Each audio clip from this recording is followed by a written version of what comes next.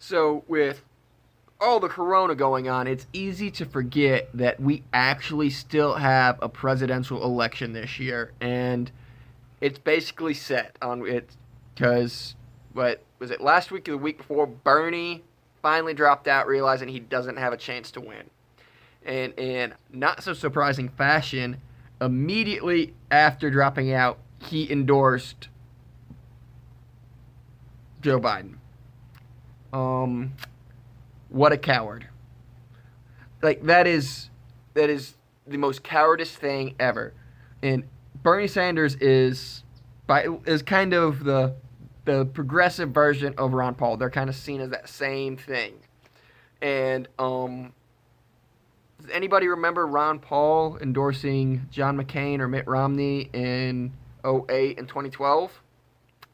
No, because unlike Bernie, Ron Paul and is principled and has standards. So, yeah, just Bernie showed the cowardness of him, and yeah, and like the Bernie Bros aren't like this was his shot to make a statement. He's not gonna do it. He's gonna lose support just the Bernie Bro supporters because they're not voting like they were on Bernie or bust, and Bernie endorsing Biden isn't. I don't think will bring them back. So yeah, that's set up. But what's funny is Bernie Sanders endorsed Joe Biden before Barack Obama, and Joe Biden was Barack Obama's vice president and would not endorse him, even when it was just down between Bernie and Biden. He still wouldn't come out and endorse it. He had to wait till it was over before he would endorse him, which is just, God, that's got to be a slap in the face to Biden, I think. But because, guess what? Obama's endorsement doesn't help by, like, it. Barack Obama's endorsement does not help Biden out in the general election. Because as great as a politician as Barack Obama was, and he was a horrible president, but he was a great politician and good public service and would drive people out to vote for him. That didn't trickle down to get him to get. He didn't get other people elected very well. He lost. I mean, when he was president, they lost in his first midterm. I'm pretty sure they lost the House. Then by 2014 they lost the Senate. Like by the time he was done, they'd lost everything. Like he did not drive down the card. So his endorsement really isn't going to help. Is not going to help Biden out now. And it's like, yeah, of course he's going to and he's the nomination. Of course he's going to support him because he's going to support. He was going to support anybody who won the nomination. So that's got to be a slap in the face to Biden, I would think. So, but then also there's been people have been talking about who Biden's going to pick for his running mate, and if he was smart, he would just go a baseline, another moderate Democrat, and just run the moderate lane all the way through. That can get the moderate and independent votes that would a lot of times maybe even vote for the Republican, but won't because Trump is an off-putting person. And that is true, but they're not going to do that. What they're going to do is try to get someone progressive and like Elizabeth Warren to try to get that far left people back on board, which a lot of the Bernie Bros don't like Elizabeth Warren anyway, and they're not gonna either way. They're not coming back to Joe Biden. You just gotta assume they're gone, so you gotta win that middle group is what the Democrats would do if they're smart, but they're not gonna do that. They would pick someone progressive like Elizabeth Warren and hope you get them back, and they won't because honestly, Bernie Sanders has more in common with Donald Trump than he does with Joe Biden.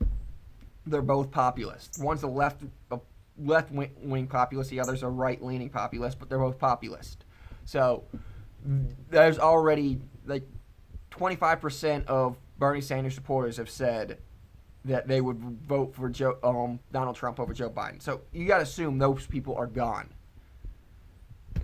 And another bad mistake is if they're going to go with like a Kamala Harris to be his VP. and that and try to get the black vote, which I mean, Democrats generally have the black vote anyway, and if Kamala Harris could really bring in the black vote, she wouldn't have been a big old dud in the primaries. I mean, Joe Biden had carried more black support than Kamala Harris ever had. So that's a stupid pick. What the best thing to do would be just a middle of the road Democrat that has some name recognition, but can still bring them suburban housewives who are put off by Donald Trump but don't like socialism. So but they're not going to do that. They're going to pick a wild progressive, and Donald Trump will win re-election. Other thing, the whole, I'm going to talk about it a little bit. Michigan, the craziness in Michigan and other states with this lockdown that makes it illegal to go out and buy gardening, like seeds to plant a garden. And if you can't go to your your neighbor's house to hang out, you can't do anything like that, which is completely authoritarian. And they're talking like Michigan Governor Whitmer of Michigan. Like what she's doing is gonna single-handedly make sure Donald Trump wins Michigan. She has 150,000 people signed a petition to get for her to be recalled. How many thousands of people are outside in Lansing protesting her? Like she's driving people away from the Democratic Party by what she's doing there. And what's funny is she was also a person who was in talk of possibly being a VP candidate, and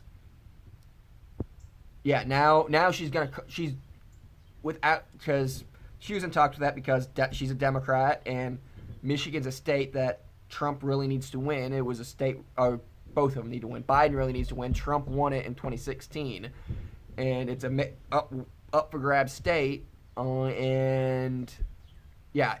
she's alienated everybody even remotely moderate that will vote for Trump, especially if she's on the ticket.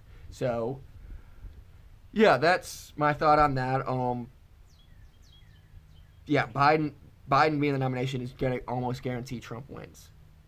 Almost guarantee. And because Biden, how did this man win this?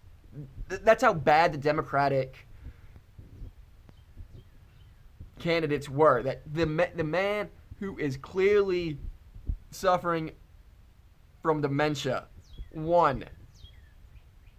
I'm going to give props to the Democratic establishment for being able to get every other moderate out and consolidating around him to beat Bernie Sanders. I mean, Republicans couldn't do that in 2016 to get out Trump. So yeah, props off to them on that.